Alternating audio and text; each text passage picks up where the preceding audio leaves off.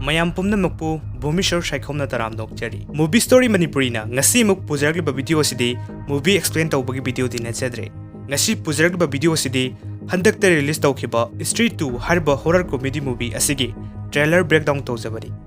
Trailer Asida Karikari, Ulibage, Amade Equina Kanjil Hoba Yavasing, I hand the details sing, video Sida Ujabari. Stree 2 Harba movie AC 2018 release Tokiba, Stree Part 1 Harba movie Aduki, Makha Satarak Bawari the Yumpam Oibani. Film asi Medok Supernatural Universe haina khangnaba film gi sangsar adugi manung chanba horror comedy movie amani.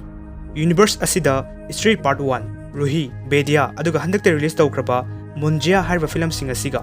Stree 2 harba thoklakadaba film asiga wari paringda mari loina leinai. Film sing asige Manipuri de explanation su dasanjina hakchang he kakhalakpaga mathang puraklagani haba famsu thamjari. Phare mayam adudi Stree 2 harba film asige trailer breakdown tawba haujarage. Hello friends, ngasi di platform amagi maram dekangan jaramgi. Masi PSG amadi Serie A ga official partner su ori bani. Mafams da donna cricket, football, tennis na singbagi live match na singba yengbiraga. Prediction to birga yama line na paisa sing tan bi ari bani. Loina na laptop, iPhone na singba mai pak su yari bani. Mafams da masing yam game sing su yari bani. Crash game hari basing ngasi di ai sana jage. Amadi 1x na igi mateng su pangbi ga dori bani. Maram di quick results ka loina na game asimak 1x na semgat bani. Maram adra housing try tawrasi. Housing aina 1000 rupees invest tawjare. So idana maki bai pak ni habagi thajab so ingon dalai. Aina matam kuina heng ngai dun makai matam kuini hingba chance su phangli bani aikoina tawgada thabak haibu matam ne hek jorpada aikoini stop tawbi ga dabani amadi yamla price sing mai pak hangga dabani o haibu tawga ai hujik mai pak le phangli ba senpham asi su 2 times sen get phangmani adugo mai pak le senpham sing sibu Paytm bank crypto PayPal amadi atai ato parai ba method sing si na duna withdraw tawbu su yagani mafam sida 24/7 customer support su leiri bani aduna adom su play tawbi ga yamla paisa sing mai pak pi bi yagani aigi promo code sing si na biraga adom na ahan boina deposit tawbu matam da soidana maki 66000 phaugi bonus ki senpham phangbi gani marmaduna aigi comment box amadi description da link sing haptuna thamjaramge maduda sangga register tawsin biro amadi play tawbiraga yamna paisa sing tan biro. Stree Part 1 da film asigi setting oriba Chanderi town haibalam asida Stree Kobe budnupi amada makoigi lam asigi nupa khodimak phaduna miyam pumbada aki akang nanghanki adupo film asigi main character sing Vicky Bitu Jana amasung Shraddha Kapoor sakdam langliba maming khangdabi angakpi nupi with asiga lonana Stree bu maithiba piki masigi matungda Stree harba bunupi asibusu ikai khamnabu utuna lam masida Stree gi murti chawna sadana thamki asumna makhogi khunnasi amukkanna tangdu leitaba punsida lainaki adubu Stree 2 harba trailer asina horakpada Rudrabaya haina khangnaba paranologist amadi librarian oiriba nupa asina Vicky amadi Janada hojik Stree harba nupi idudi leitre adubu Chanderi Puran hariba larik adugi segai khraba lamai singdadi Chanderi hariba lam asida tamthi khraba phatraba thawai ama lakani haina tasengna palami hariba tamthiraba thawai asimangna Stree hariba prostitute oirambi nupi adubu hatuna tamthi khrabi putnupi ama olhankibani asumna masi haibgolonana Chanderi hariba lam asigi achikpa leirak amada makok ama ontharakpagi sinama aikhoida uhalli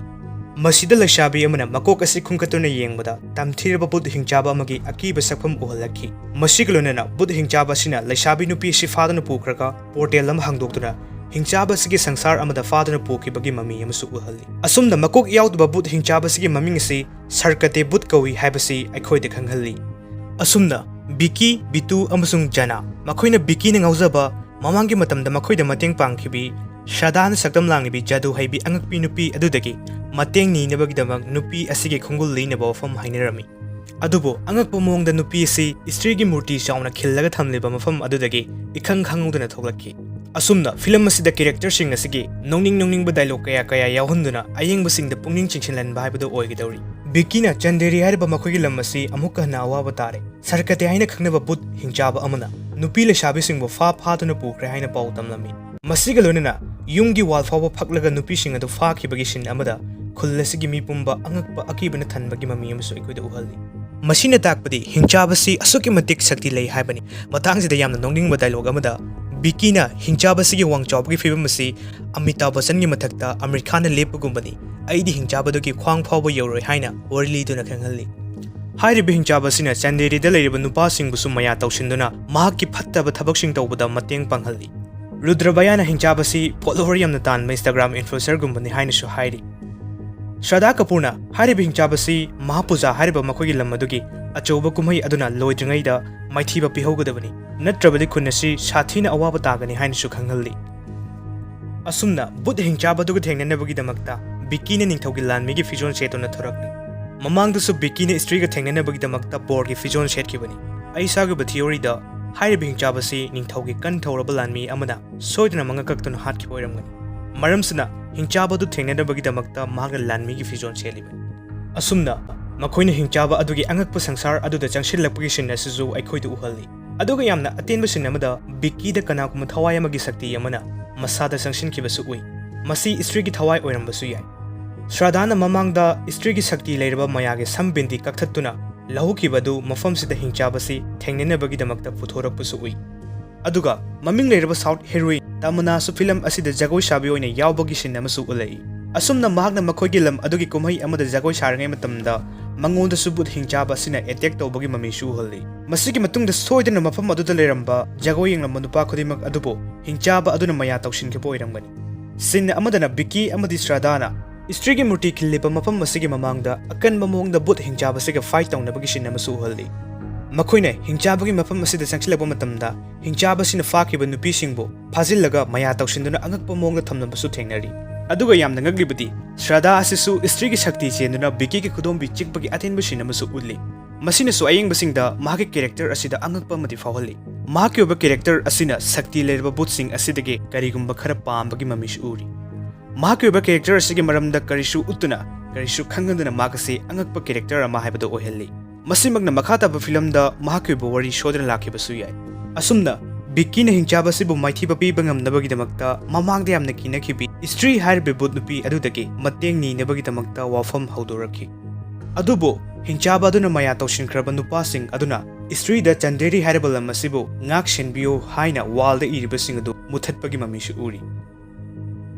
bud hingchaba sina tanarakuna janagi mathunda chikhibagi mamishu uhalli mamangda su jana si awaba takrabani handaki film asida sumangonda awaba tagadawri adubu mahaki mawong taw asinadi ayeng bai khudadi yamna nongingba pawhalli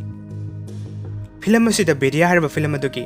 main character oriba Baron Dawan amasung Kriti Sanamsu cameo role oina yarakpa yari aduga makoina team up tawraga punna sarkati harba bud adubu thengnagadurubra haibadudi film asi yengbiraga khangbiragani aduga fawarba actor Akshay Kumar su film asida yarakpa yana lay adubu mahakna karamba role da yarakani haibadi chapchana khangba ngamdri mayamda di sarkati harba bud hingchaba sigi role asimak mahakna sarakpa yabagi oithokpa lay haina hainari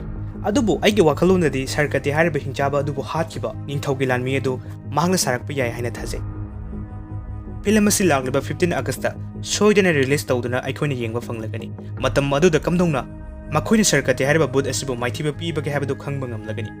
film asi hek release tawrakpaga movie story Manipur harba channel asinasu extend tawduna soidana makki miyamda dahan jagani masini Madok Supernatural Universe ki manung chaliba mayamna khorang na ngainariba Stree 2 harba film asigi trailer breakdown explanation ngasi ki trailer breakdown tawbagi video si kamdo bibagi habado comment box sa thamiramu video sibu like tawba amadi share tawba skobi kanu aina haibada soikilan kiba chithanan thawba yawa matamda ngakpiyo haiba wafam thamjari